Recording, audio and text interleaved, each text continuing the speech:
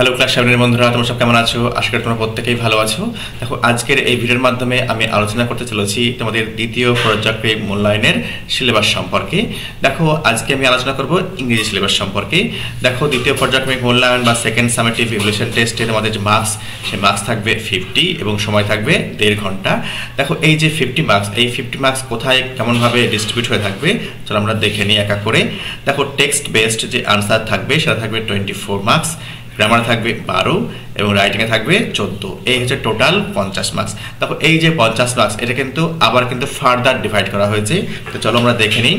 দেখো, তোমাদের সিনে থাকবে 3খানা লেসন 5 যেটি রয়েছে আঙ্কেল পোজার হ্যাংস আ পিকচার। লেসন 6 কি থাকবে দ্য ভ্যাগাবন্ড। লেসন 7 থাকবে মোগলি এবং দ্য উলস। ওকে, দেখো এই 3খানা লেসন কিন্তু সিন থেকে থাকবে। দেখো, তোমাদের আনসিন থাকবে, আনসিন কি থাকবে ট্রু ফলস থাকবে, ফিল ইন দ্য ব্ল্যাঙ্কস থাকবে এবং দেখো আনসার দ্য কোশ্চেন থাকবে। কিছু কিছু ক্ষেত্রে দেখো ওয়ার্ড ফাইন্ডিংও থাকতে পারে। ঠিক আছে, দেখো নেক্সট হয়েছে গ্রামার অ্যান্ড রাইটিং। এটা কিন্তু টেক্সট বেসড হবে। ঠিক আছে, সম্পূর্ণ কিন্তু টেক্সট থেকেই কিন্তু, অর্থাৎ লেসন 5, 6 এবং 7 যে লেসনগুলো আমরা পড়বো সেই লেসনগুলি কিন্তু খুব সুন্দরভাবে খুঁটিয়ে খুঁটিয়ে পড়বো এবং টেক্সটের শেষের দিকে যে সমস্ত গ্রামার রয়েছে সেই গ্রামারগুলো কিন্তু খুব ভালো করে আমরা জানবো।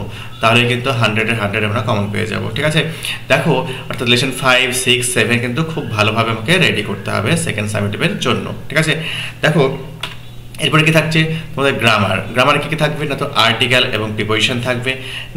নেক্সট কি থাকবে না, তো সুইটেবল ভার্ব ফর্মস থাকবে। নেক্সট দেখো ভার্বস অ্যান্ড টেন্স, অর্থাৎ কি তো দেখো সুইটেবল যে টেন্স ব্যবহার করে কিন্তু আমাকে কিন্তু ভার্বটা লিখতে হবে। ঠিক আছে, কোন ভার্বটা কখন কি কোন ফর্মে ইউজ হবে সেটা কিন্তু আমাকে লিখতে হবে। নেক্সট কি বলা হয়েছে সিমিলার ওয়ার্ডস, অর্থাৎ দেখো একই শব্দ খুঁজে বার করতে হবে। নেক্সট দেখো মেক সেন্টেন্স, কতগুলি ওয়ার্ড হয়তো দেওয়া থাকবে সেখান থেকে সেন্টেন্স আমাকে তৈরি করতে হবে। নেক্সট কি বলা আছে সুইটেবল অ্যাডভার্বস, দেখো অ্যাডভার্বস উপযুক্ত অ্যাডভার্ব ব্যবহার করে আমাকে কিন্তু শূন্যস্থান পূরণ করতে হবে। নেক্সট রয়েছে সিনোনিম এবং অ্যান্টোনিম, সমার্থক শব্দ এবং বিপরীত শব্দ। নেক্সট রয়েছে দেখো প্রিফিক্স এবং সাফিক্স। ওকে, নেক্সট কি থাকছে চেঞ্জ অফ স্পিচ অর্থাৎ ন্যারেশন। নেক্সট থাকছে চেঞ্জ অফ ভয়েস, আর থাকছে ইউজ অফ মডালস, অর্থাৎ অ্যাপ্রোপ্রিয়েট মডাল ভার্ব ব্যবহার করে কিন্তু আমাকে কিন্তু গ্রামারে কিন্তু করতে হবে। ঠিক আছে, দেখো মডাল অক্সিলারি বলা হয়, ঠিক আছে, বা ডিফেক্টিভ ভার্ব বলা হয়। এগুলি সাধারণত একা একা বসতে পারে না সেন্টেন্সে, যখনই বসে অন্য কোনো ভার্বকে নিয়ে বসে, আর এগুলো কিন্তু অক্সিলারি ভার্ব অর্থে ইউজ হয়ে থাকে। দেখো এই হচ্ছে গ্রামারের মানে মার্কস ডিস্ট্রিবিউশন ব্যাপারটা। দেখো নেক্সট কি থাকবে রাইটিং কিন্তু তোমাদের টেক্সট বেসড থাকবে।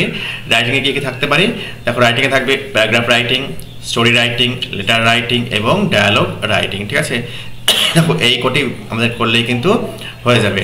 তাও কিন্তু টেক্সট বেস, অর্থাৎ টেক্সটের যে লেসনগুলি আমরা পড়বো সেই লেসনে যে সমস্ত রাইটিংগুলো রয়েছে সেইগুলোই কিন্তু আমরা রেডি করবো, তাহলেই কিন্তু আমাদের হয়ে যাবে। ঠিক আছে, এই হচ্ছে সিলেবাসের দেখো সব খুঁটিনাটি বিষয়। আশা করি তোমাদের ভিডিওটি ভালো লেগেছে। যদি ভিডিওটি ভালো লেগে থাকে একটা লাইক দিও এবং সাবস্ক্রাইব করে অবশ্যই আমার পাশে থেকো। ভালো থেকো, সুস্থ থেকো।